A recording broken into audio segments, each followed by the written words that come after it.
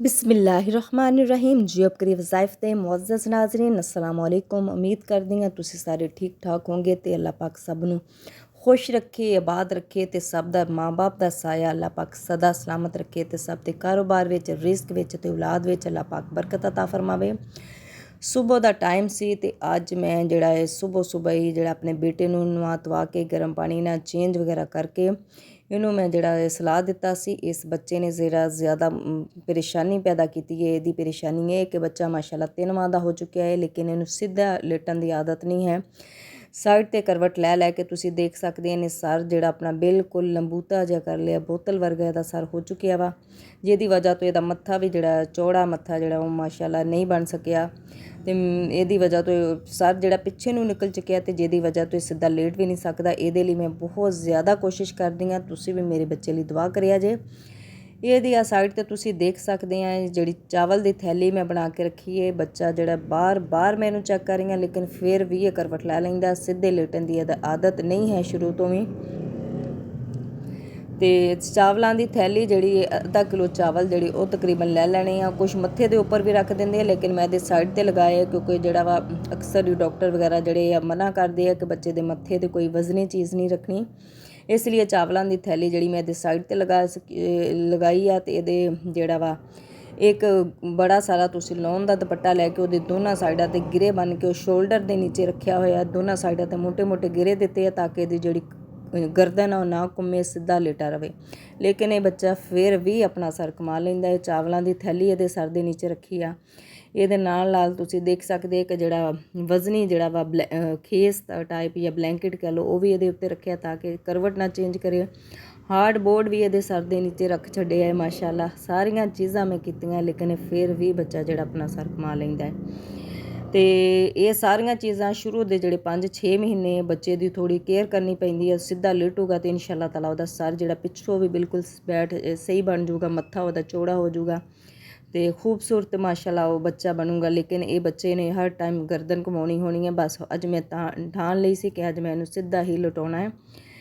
Sunday ਤੋਂ ਬਾਅਦ ਜਿਹੜਾ ਮੰਡੇ ਨੇ ਤੇ ਉਹ ਬਹੁਤ ਜ਼ਿਆਦਾ ਬਿਜ਼ੀ ਹੁੰਦਾ ਨੇ। ਸੰਡੇ ਵਾਲੇ ਦਿਨ ਕੱਪੜੇ ਧੋ ਤਾਂ ਕਿ ਮੈਂ ਸਾਰੇ ਰੱਖੇ ਸੀ, ਹਰ ਤਰਫ ਕੱਪੜੇ ਪਏ ਹੋਏ ਸੀ ਤੇ ਇਹਨਾਂ ਨੂੰ ਮੈਂ ਸੁਬਾਹ ਹੀ ਕਿਹਾ ਕਿ ਇਹਨਾਂ ਨੂੰ ਸੈਂਤ ਲੈਣਾ। ਇਸ ਤੋਂ ਬਾਅਦ ਉੱਠਦੇ ਹੀ ਮੈਂ ਇਹਨਾਂ ਦੀਆਂ ਤਹਿਵਾਂ ਸ਼ੈਵਾਂ ਲਗਾ ਕੇ ਜਿਹੜੇ ਕੱਪੜੇ ਉਹਨਾਂ ਨੂੰ ਸਤਾ ਲਿਆ। ਤੇ ਇਹ ਜਿਹੜਾ ਸੁਬਾਹ ਤੁਸੀਂ ਕਰ ਲੈਣਾ ਹੈ। ਅੱਜ ਮੈਂ ਆਪਣੇ ਨਾਜ਼ਰੀਨ ਦੇ ਨਾਲ ਸੂਰੇ ਕਾਫਰੂਨ ਦਾ ਇੱਕ ਬਹੁਤ ਹੀ ਖਾਸ ਅਮਲ ਤੇ ਇੱਕ ਬਹੁਤ ਹੀ ਮੁਜਰਬ ਅਮਲ ਸ਼ੇਅਰ ਕਰ ਰਹੀ ਹਾਂ, ਕਿਉਂਕਿ ਅੱਜ ਕੱਲ੍ਹ ਜਿਹੜਾ ਹਰ ਬੈਣ ਪਾਈ ਹੈ ਜਿਹੜੀਆਂ ਅਖਲਾਕੀ ਬਿਮਾਰੀਆਂ, ਹਸਦ, ਕੀਨਾ, ਝੂਠ, ਫਰੇਬ ਜਿੰਨੀਆਂ ਵੀ ਆ, ਦਿਲ ਇਬਾਦਤ ਦੀ ਤਰਫ ਮਾਇਲ ਨਹੀਂ ਹੁੰਦਾ। ਸ਼ੈਤਾਨੀ ਵਸਵਸੇ ਹਰ ਟਾਈਮ ਇਨਸਾਨ ਨੂੰ ਘੇਰੇ ਹੋਏ ਹੁੰਦੇ, ਰਿਜ਼ਕ ਨੂੰ ਲੈ ਕੇ ਜਾਂ ਫਿਰ ਔਲਾਦ ਨੂੰ ਲੈ ਕੇ। ਸ਼ੈਤਾਨ ਹਰ ਟਾਈਮ ਜਿਹੜਾ ਹੈ ਬੰਦੇ ਨੂੰ ਵਰਗਲਾਉਂਦਾ ਰਹਿੰਦਾ ਹੈ ਤੇ ਤੁਸੀਂ ਪਰੇਸ਼ਾਨ ਨਹੀਂ ਹੋਣਾ। ਸੂਰੇ ਕਾਫਰੂਨ ਦਾ ਬਹੁਤ ਹੀ ਖਾਸ ਅਮਲ ਹੈ, ਬਹੁਤ ਹੀ ਮੁਜਰਬ ਅਮਲ ਹੈ ਜਿਹੜਾ ਮੈਂ ਅੱਜ ਆਪਣੇ ਭੈਣ ਭਾਈਆਂ ਨਾਲ ਸ਼ੇਅਰ ਕਰ ਰਹੀ ਹਾਂ। ਜਿਹੜਾ ਸ਼ਖਸ ਇਹਨੂੰ ਖਲੂਸੇ ਦਿਲ ਦੇ ਨਾਲ, ਖਲੂਸੇ ਨੀਅਤ ਦੇ ਨਾਲ ਤੁਸੀਂ ਇਹ ਅਮਲ ਕਰਨਾ ਹੈ। ਨਮਾਜ਼ ਫਜਰ ਤੋਂ ਬਾਅਦ ਕਿਸੇ ਵਜ੍ਹਾ ਤੋਂ ਤੁਹਾਡੀ ਫਜਰ 'ਤੇ ਟਾਈਮ ਅੱਖ ਨਹੀਂ ਖੁੱਲ੍ਹ ਪਾ ਰਹੀ ਤੇ ਤੁਸੀਂ ਨਮਾਜ਼ ਫਜਰ ਤੋਂ ਬਾਅਦ ਵੀ ਅਮਲ ਕਰ ਸਕਦੇ ਹਾਂ ਤੇ ਨਮਾਜ਼ ਇਸ਼ਾ ਤੋਂ ਵੀ ਬਾਅਦ। ਨਮਾਜ਼ ਫਜਰ ਤੋਂ ਬਾਅਦ ਜਾਂ ਨਮਾਜ਼ ਇਸ਼ਾ ਤੋਂ ਬਾਅਦ ਤੁਸੀਂ 11 ਦਫਾ ਇਹ ਸੂਰੇ ਕਾਫਰੂਨ ਪੜ੍ਹਨੀ ਆ। ਇਸ ਤੋਂ ਬਾਅਦ ਤੁਹਾਡੇ ਦਿਲ ਵਿੱਚ ਜਿੰਨਾ ਵੀ ਬੁਗਜ਼ ਹੈ, ਹਸਦ ਹੈ, ਕੀਨਾ ਹੈ, ਝੂਠ, ਫਰੇਬ, ਨਫਾਕ ਜਾਂ ਕਿਸੇ ਵੀ ਕਿਸਮ ਦੀ ਅਖਲਾਕੀ ਬਿਮਾਰੀ ਹੈ ਜਿਹਦੇ ਵਿੱਚ ਤੁਸੀਂ ਮੁਬਤਲਾ ਹੋ ਚੁੱਕੇ ਹੈ ਜਾਂ ਤੁਹਾਡੀ ਔਲਾਦ ਮੁਬਤਲਾ ਹੋ ਚੁੱਕੀ ਹੈ, ਤੁਸੀਂ ਆਪਣੀ ਔਲਾਦ ਨੂੰ ਲੈ ਕੇ ਪਰੇਸ਼ਾਨ ਹੈ, ਇਹਨਾਂ ਅਖਲਾਕੀ ਬਿਮਾਰੀਆਂ ਤੋਂ ਛੁਟਕਾਰਾ ਚਾਹੁੰਦੇ ਆ, ਸ਼ੈਤਾਨੀ ਵਸਵਸੇ ਜਿਹੜੇ ਹਰ ਟਾਈਮ ਤੁਹਾਡੇ ਸਵਾਰ ਰਹਿੰਦੇ ਉਹਨਾਂ ਤੋਂ ਤੁਸੀਂ ਛੁਟਕਾਰਾ ਪਾਉਣਾ ਚਾਹੁੰਦੇ ਆ। ਦਿਲ ਜਿਹੜਾ ਇਬਾਦਤ ਦੀ ਤਰਫ ਮਾਇਲ ਨਹੀਂ ਹੈ ਤੁਹਾਡਾ, ਇਬਾਦਤ ਕਰਦੇ ਹੋਏ, ਨਮਾਜ਼ ਪੜ੍ਹਦੇ ਹੋਏ ਤੁਹਾਡੇ ਜ਼ਿਹਨਾਂ ਵਿੱਚ ਵਸਵਸੇ ਆ ਰਹੇ ਆ ਜਾਂ ਕਿਸੇ ਵੀ ਕਿਸਮ ਦੀ ਕੋਈ ਪਰੇਸ਼ਾਨੀ ਆ ਰਹੀ ਹੈ ਤਾਂ ਸੂਰੇ ਕਾਫਰੂਨ ਦਾ ਜਿਹੜਾ ਅਮਲ ਤੁਸੀਂ ਕਰ ਛੱਡਣਾ ਹੈ। ਨਮਾਜ਼ ਫਜਰ ਤੋਂ ਬਾਅਦ ਜਾਂ ਨਮਾਜ਼ ਇਸ਼ਾ ਤੋਂ ਬਾਅਦ 11 ਦਫਾ ਤੁਸੀਂ ਪੜ੍ਹਨੀ ਹੈ। ਅਵਲੋ ਆਖਰ ਤੁਸੀਂ 11 ਦਫਾ ਦਰੂਦ ਇਬਰਾਹਿਮੀ ਪੜ੍ਹਨਾ ਹੈ। ਉਹ ਤੋਂ ਬਾਅਦ ਤੁਸੀਂ ਘਰ ਦੇ ਚਾਰੋਂ ਤਰਫ ਜਿਹੜੀ ਹੈ ਫੂਕ ਮਾਰ ਦੇਣੀ ਹੈ, ਚਾਰੋਂ ਕੋਨਿਆਂ ਦੇ ਵਿੱਚ। ਅਤੇ ਇਹਦੇ ਨਾਲ ਜਿਹੜਾ 11 ਦਫਾ ਜਿਹੜੀ ਸੂਰੇ ਕਾਫਰੂਨ ਪੜ੍ਹਨੀ ਹੈ। ਇਹ ਤੋਂ ਬਾਅਦ ਤੁਸੀਂ ਪਾਣੀ ਦੇ ਉੱਤੇ ਵੀ ਇਹ ਦਮ ਕਰਕੇ ਜਿਹੜਾ ਪਾਣੀ ਹੈ ਆਪਣੇ ਘਰ ਵਾਲਿਆਂ ਨੂੰ, ਆਪਣੇ ਬੜਿਆਂ ਨੂੰ, ਬਜ਼ੁਰਗਾਂ ਨੂੰ, ਸੱਸ ਸੁਸ ਨੂੰ, ਆਪਣੀ ਔਲਾਦ ਨੂੰ, ਆਪਣੇ ਮੀਆਂ ਨੂੰ ਇਹ ਪਾਣੀ ਜਿਹੜਾ ਦਮਸ਼ੁਦਾ ਸੂਰੇ ਕਾਫਰੂਨ ਦਾ ਪਾਣੀ ਹੈ ਉਹਨਾਂ ਨੂੰ ਤੁਸੀਂ ਪਿਲਾਓਗੇ ਤੇ ਤੁਸੀਂ ਦੇਖੋਗੇ ਕਿ ਤੁਹਾਡੇ ਘਰ ਵਿੱਚ ਕਿੰਨਾ ਜ਼ਿਆਦਾ ਸਕੂਨ ਪੈਦਾ ਹੋਊਗਾ। ਤੁਹਾਡੀ ਔਲਾਦ ਜਿਹੜੀ ਤੁਹਾਡੇ ਕਹੇਕਾਰ ਹੋ ਜਾਏਗੀ। ਜਿੰਨੀਆਂ ਵੀ ਮੁਸ਼ਕਲਾਂ ਤੇ ਪਰੇਸ਼ਾਨੀਆਂ ਹੈ ਔਲਾਦ ਨੂੰ ਲੈ ਕੇ, ਰਿਜ਼ਕ ਨੂੰ ਲੈ ਕੇ ਜਾਂ ਸ਼ੈਤਾਨੀ ਵਸਵਸੇ ਜਾਂ ਤੁਹਾਡਾ ਦਿਲ ਜਿਹੜਾ ਹੈ ਇਬਾਦਤ ਦੀ ਤਰਫ ਮਾਇਲ ਨਹੀਂ ਹੋ ਰਿਹਾ ਜਾਂ ਵਸਵਸੇ ਆ ਰਹੇ ਆ, ਪਰੇਸ਼ਾਨੀਆਂ ਆ ਰਹੀ ਹੈ, ਤੇ ਤੁਸੀਂ ਅਮਲ ਲਾਜ਼ਮੀ ਕਰਨਾ ਵਾ। ਤੁਸੀਂ ਦੇਖੋਗੇ ਅੱਲਾਹ ਪਾਕ ਕਿੱਦਾਂ ਤੁਹਾਡੇ ਜ਼ੇਨ ਵਿੱਚ, ਤੁਹਾਡੇ ਘਰ ਵਿੱਚ ਤੇ ਤੁਹਾਡੀ ਔਲਾਦ ਵਿੱਚ ਅੱਲਾਹ ਪਾਕ ਸਕੂਨ ਪੈਦਾ ਕਰਨਗੇ। ਤੇ ਇਹਦੇ ਨਾਲ ਨਾਲ ਹਜ਼ਰਤ ਅਬੂ ਹੁਰੈਰਾ ਤੋਂ ਰਵਾਇਤ ਹੈ ਕਿ ਨਬੀ ਕਰੀਮ ਸੱਲੱਲਾਹੁ ਅਲੈਹਿ ਵਸੱਲਮ ਫਰਮਾਉਂਦੇ ਨੇ, ਨਬੀ ਕਰੀਮ ਸੱਲੱਲਾਹੁ ਅਲੈਹਿ ਵਸੱਲਮ ਦਾ ਫਰਮਾਨ ਹੈ ਕਿ ਜਿਹੜਾ ਸ਼ਖਸ ਸੂਰੇ ਕਾਫਿਰੂਨ ਦੀ ਤਿਲਾਵਤ ਕਰੂਗਾ ਉਹਨੂੰ 1/4 ਕੁਰਾਨ ਪਾਕ ਦੇ ਬਰਾਬਰ ਸਵਾਬ ਹੋਊਗਾ। ਬਹੁਤ ਜ਼ਿਆਦਾ ਸਵਾਬ ਦੀ ਹਾਮਲ ਸੂਰਾ ਹੈ, ਬਹੁਤ ਜ਼ਿਆਦਾ ਮੁਜਰਬ ਅਮਲ ਹੈ। ਹਦੀਸ ਦੀ ਰੋਸ਼ਨੀ ਤੋਂ ਬਤਾਇਆ ਗਿਆ ਵਜ਼ੀਫਾ ਹੈ। ਜਿਹੜਾ ख़ਾਸ ਅਮਲ ਹੈ ਤੁਸੀਂ ਕਰਨਾ ਹੈ ਸੂਰੇ ਕਾਫਿਰੂਨ ਦਾ, ਆਪਣੀ ਔਲਾਦ ਲਈ, ਆਪਣੇ ਬੜਿਆਂ ਲਈ, ਆਪਣੇ ਲਈ ਤੁਸੀਂ ਕਰਨਾ ਚਾਹੁੰਦੇ ਆ ਤੇ ਇਸ ਅਮਲ ਨੂੰ ਤੁਸੀਂ ਲਾਜ਼ਮੀ ਕਰਨਾ ਹੈ। ਬਹੁਤ ਹੀ ਆਸਾਨ ਅਮਲ ਹੈ ਸੂਰੇ ਕਾਫਿਰੂਨ, ਛੋਟੀ ਜਿਹੀ ਸੂਰਾ ਹੈ ਤੇ ਬਹੁਤ ਹੀ ਆਸਾਨ ਹੈ, ਇਹਨੂੰ ਤੁਸੀਂ ਯਾਦ ਕਰ ਸਕਦੇ ਆ।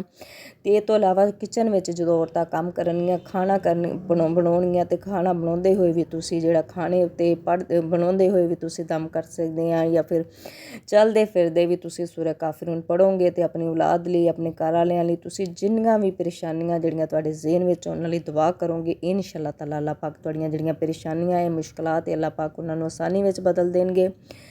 ਤੇ ਇਸ ਅਮਲ ਨੂੰ ਤੁਸੀਂ ਲਾਜ਼ਮੀ ਕਰਨਾ ਵਾ। ਬਹੁਤ ਹੀ ਖਾਸ ਅਮਲ ਆ, ਬਹੁਤ ਹੀ ਮੁਜਰਬ ਅਮਲ ਆ। ਛੋਟੀ ਜੀ ਸੂਰਾ ਦਾ ਅਮਲ ਹੈ ਜਿਹੜਾ ਤੁਸੀਂ ਕਰਨਾ ਵਾ ਸੂਰੇ ਕਾਫਿਰੂਨ। ਸ਼ੈਤਾਨੀ ਵਸਵਸੇ ਅੱਜ ਕੱਲ੍ਹ ਦੇ ਅਫਰਾ ਤਫਰੀ ਦੇ ਦੌਰ ਵਿੱਚ ਹਰ ਇਨਸਾਨ ਜਿਹੜਾ ਹੈ ਪੈਸਾ ਕਮਾਉਣ ਦੀ ਦੌੜ ਵਿੱਚ ਲੱਗਿਆ ਹੋਇਆ ਹੈ ਤੇ ਜ਼ਹਿਨੀ ਸਕੂਨ ਜਿਹੜਾ ਆਪਾਂ ਗਵਾ ਬੈਠੇ ਹਾਂ। ਹਰ ਤਰਫ ਪਰੇਸ਼ਾਨੀ ਦਾ ਆਲਮ ਆ, ਬੱਚਿਆਂ ਨੂੰ ਲੈ ਕੇ, ਬੰਦਿਆਂ ਨੂੰ ਲੈ ਕੇ, ਔਰਤਾਂ ਨੂੰ ਲੈ ਕੇ ਆਪਸ ਵਿੱਚ ਹੀ ਘਰ ਵਿੱਚ ਲੜਾਈ ਝਗੜੇ ਆ, ਪਰੇਸ਼ਾਨੀਆਂ ਵਾ, ਜਾਂ ਤੁਹਾਡੇ ਮਾਂ ਬਾਪ ਜਿਹੜੇ ਆ ਬੁੱਢੇ ਹੋ ਚੁੱਕੇ ਆ, ਉਹਨਾਂ ਨੂੰ ਬਿਮਾਰੀਆਂ ਨੇ ਘੇਰ ਲਿਆ ਹੈ, ਕਿਸੇ ਵੀ ਕਿਸਮ ਦੀ ਬਿਮਾਰੀ ਆ। ਮਾਂ ਬਾਪ ਨੂੰ ਲੈ ਕੇ ਤੁਸੀਂ ਬਹੁਤ ਜ਼ਿਆਦਾ ਕੰਸਰਨ ਆ, ਔਲਾਦ ਨੂੰ ਲੈ ਕੇ ਬਸ ਤੁਸੀਂ ਉਹ ਆਪਣੇ ਜਿਹੜਾ ਵਾ ਤੁਹਾਡੇ ਜਿਹਦੇ ਲਈ ਤੁਸੀਂ ਖਾਸ ਦੁਆ ਕਰਨਾ ਚਾਹੁੰਦੇ ਹੋ ਉਹਨੂੰ ਆਪਣੇ ਜ਼ੇਨ ਵਿੱਚ ਰੱਖਦੇ ਹੋਏ ਤੁਸੀਂ ਖਲੂਸੇ ਦਿਲ ਦੇ ਨਾਲ ਸੂਰੇ ਕਾਫਿਰੂਨ ਦਾ ਅਮਲ ਕਰਨਾ ਹੈ। ਤੁਸੀਂ ਦੇਖੋਗੇ ਤੁਹਾਡਾ ਜਿਹੜੇ ਪਰੇਸ਼ਾਨੀਆਂ ਵਾ, ਮੁਸੀਬਤਾਂ ਵਾ, ਅੱਲਾਹ ਪਾਕ ਉਹਨਾਂ ਨੂੰ ਆਸਾਨੀ ਵਿੱਚ ਬਦਲ ਦੇਣਗੇ। ਤੁਹਾਡੀ ਔਲਾਦ ਜਿਹੜੀ ਤੁਹਾਡੇ ਕਹਿਕਾਰ ਹੋ ਜਾਊਗੀ। ਇਹ ਦਮਸ਼ੁਦਾ ਪਾਣੀ ਜਿਹੜਾ ਤੁਸੀਂ ਆਪ ਵੀ ਪੀਓ ਤੇ ਆਪਣੇ ਘਰ ਵਾਲਿਆਂ ਨੂੰ ਵੀ ਪਿਲਾਓ ਤੇ ਦੇਖੋਗੇ ਅੱਲਾਹ ਪਾਕ ਤੁਹਾਡੀ ਔਲਾਦ ਜਿਹੜੀ ਹੈ ਰਾਹੇ ਰਾਸਤੇ ਆ ਜਾਊਗੀ।